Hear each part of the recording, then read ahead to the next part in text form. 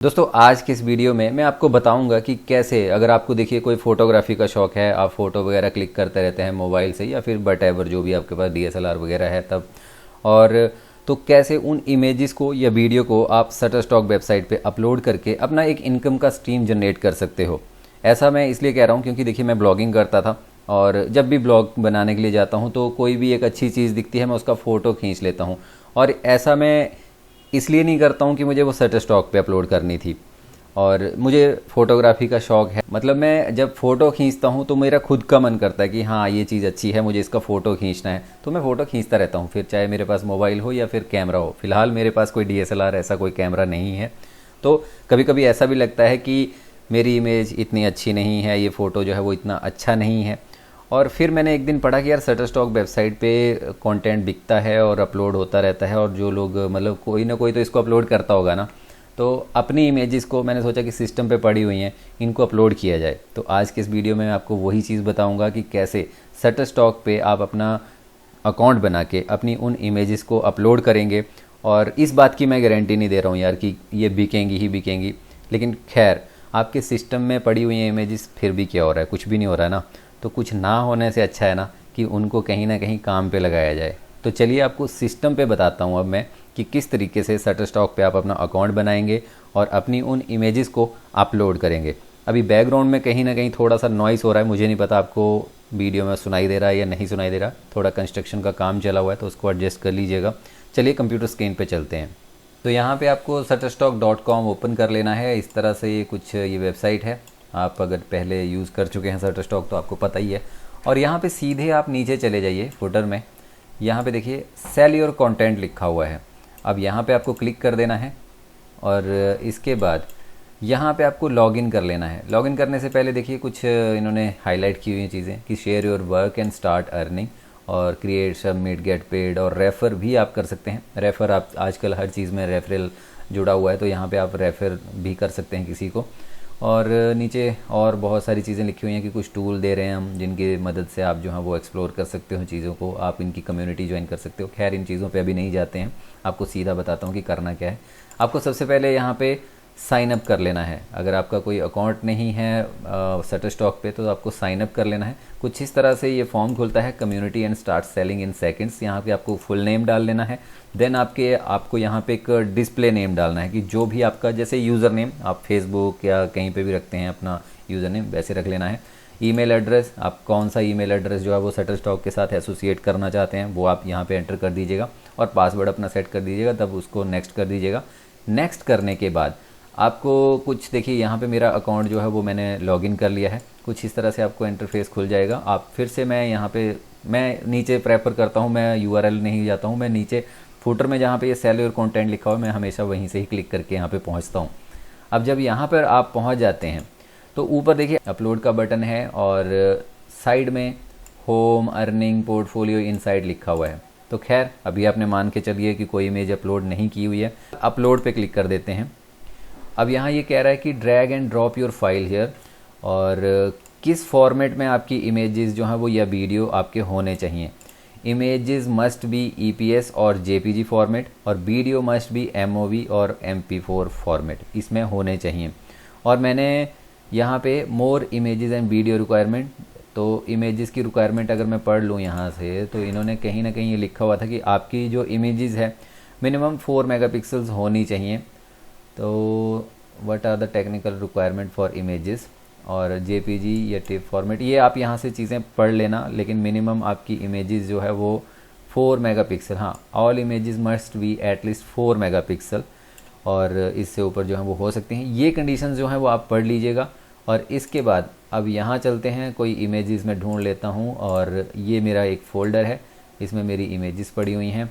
तो यहाँ से मेरी ये सारी इमेजेस जो हैं वो, इमेजेस का रेजोल्यूशन चेक करने के लिए जैसे मैं इसके ऊपर माउस ओवर कर रहा हूँ तो डायमेंशन यहाँ पे लिखी हुई है। आप चाहें तो इसकी प्रॉपर्टी पे जाके इसकी डिटेल्स यहाँ से देख सकते हैं। तो डायमेंशन ये लिखी हुई है, और ये हाइट, विड्थ और डीपीआई वगैरह यहाँ से आप चेक कर सकते हैं। फिर मैं एक काम करता हूँ, मैं इसको ड्रैग करता हूँ और यहाँ पे मैंने इसको, आप चाहें तो मल्टीपल इमेजेस एक साथ यहाँ पे अपलोड कर सकते हैं। तो ये इमेज मेरी अपलोड होने स्टार्ट हो गई है, और जैसे ही ये अपलोड होती है इसके बाद मैं नेक्स्ट पे क्लिक करता हूँ।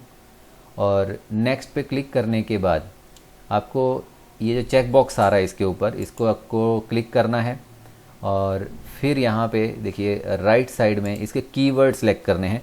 ये ऑटोमेटिकली आपको कीवर्ड नीचे सुजेस्ट भी कर रहा है कि किस तरह की ये फ़ोटो है, आप इस तरह से देख सकते हैं। लेकिन अगर आपको लगता है कि ये कीवर्ड इस इमेजेस से मैच नहीं कर रहे हैं तो आपको अपने खुद के कीवर्ड डालने हैं और मिनिमम 7 कीवर्ड्स इसके अंदर होने चाहिए।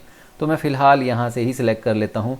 और जैसे हिमालय, ये मैं कहीं घूमने गया हुआ था हिमाचल में, तो वहाँ की फ़ोटो है, तो यहाँ के मैं कीवर्ड डाल देता हूँ। तो यहाँ पर मैंने इस इमेजेस के लिए 7 कीवर्ड्स यहाँ पे डाल दिए हैं। और इसके बाद यहाँ पे आपको इसकी डिस्क्रिप्शन भी लिखनी है, और डिस्क्रिप्शन लिखने के लिए आप चैट जीपीटी का यूज़ कर सकते हैं। मैं बताता हूँ वो आपको कैसे करनी है। तो यहाँ पे मैंने चैट जीपीटी को ओपन कर लिया है। तो यहाँ पे मैंने इसको एक प्रॉम्प्ट लिख दिया है कि मैंने एक इमेज अपलोड कर रहा हूँ शटरस्टॉक पे, और इसके लिए मुझे एक डिस्क्रिप्शन चाहिए जिसके इस इमेजेस में रिवर हैं, माउंटेन है, तो इस तरह की कुछ मुझे डिस्क्रिप्शन जो है वो दें।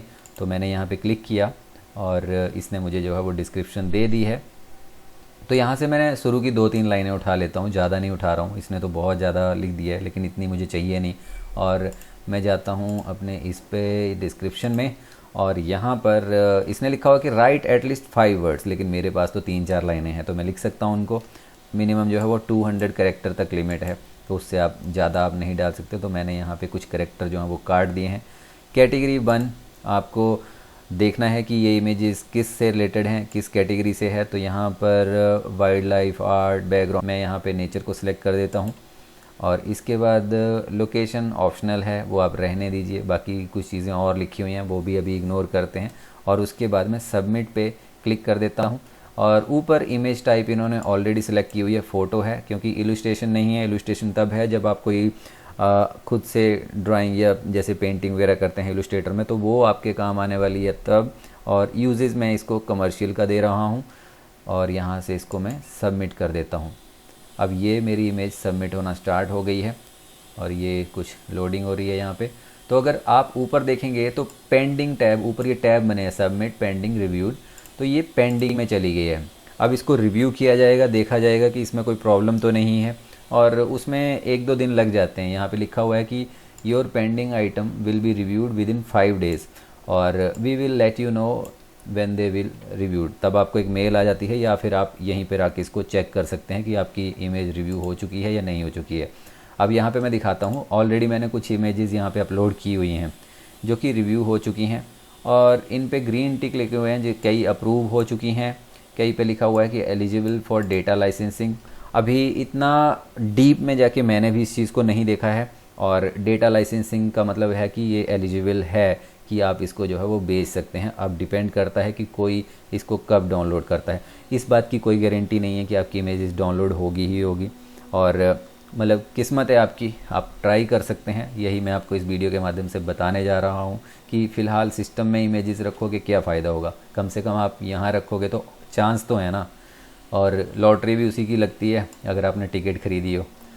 सो यहाँ पर नीचे देखिए, हाँ यहाँ पर क्रॉस लगा हुआ है, तो कुछ देखिए आदमी हैं इस फ़ोटो में, तो ऐसी चीज़ों को ये देखता है कि वहाँ पे कोई चेहरा ना दिख जाए डायरेक्ट, और किसी का चेहरा दिखाना इमेजेस में वो कहीं ना कहीं इनकी जो टर्म एंड कंडीशन है उनमें रहता है कि ऐसा कुछ नहीं दिखा सकते हैं आप, या फिर आपके पास परमिशन हो। तो उन चीज़ों में मैं अभी नहीं पढ़ने वाला हूँ। और एक चीज़ और थी, जैसे कि अगर आप किसी इमेज में कुछ लोगो वगैरह दिखा देते हैं, अगर इस इमेजेस में देखूं तो एक चेहरा दिख रहा है, और इसके साथ साथ पीछे एक कंपनी का बोर्ड लगा हुआ है जिसमें कोई लोगो वगैरह लगा हुआ है, तो ऐसी चीज़ें जो हैं वो यहाँ पर नहीं दिखा सकते हैं। उनमें भी कुछ लीगल क्राइटेरिया है, तो उन पचरों में नहीं पड़ना है अभी हमें। आपको कुछ साफ़ सुथरी इमेज लगानी है जिसमें ना तो किसी का फेस हो और ना ही कोई ऐसा कंपनी का ट्रेडमार्क वगैरह लगा हुआ हो। और इसके बाद जब आप इमेजेस अपलोड कर देते हैं तो आपकी अर्निंग समरी ऊपर दिख जाती है, और अर्निंग में आप यहाँ पे आपको अर्निंग दिख जाएगी। अभी फ़िलहाल यहाँ पर 0 है, और मैंने भी अभी इसको 1-2 हफ्ते पहले ही स्टार्ट किया था इमेजेस डालना, क्योंकि मेरे पास इमेजेस पड़ी हुई थी। ज़्यादा से ज़्यादा मैं उनको फेसबुक या फिर इंस्टा पे डाल देता था, तो उनसे डालने से क्या होगा, कम से कम यहाँ पे डाली हुई हैं तो चांस तो है ना कि कभी ना कभी तो शायद, क्या पता, बिक जाए कभी कोई। तो ये चीज़ें आप यहाँ से कर सकते हैं। तो इस तरह से आप शटर स्टॉक पे अपना कंटेंट जो है वो सेल कर सकते हैं। तो अगर आपको ये वीडियो पसंद आया हो तो इसको लाइक ज़रूर करिएगा। धन्यवाद।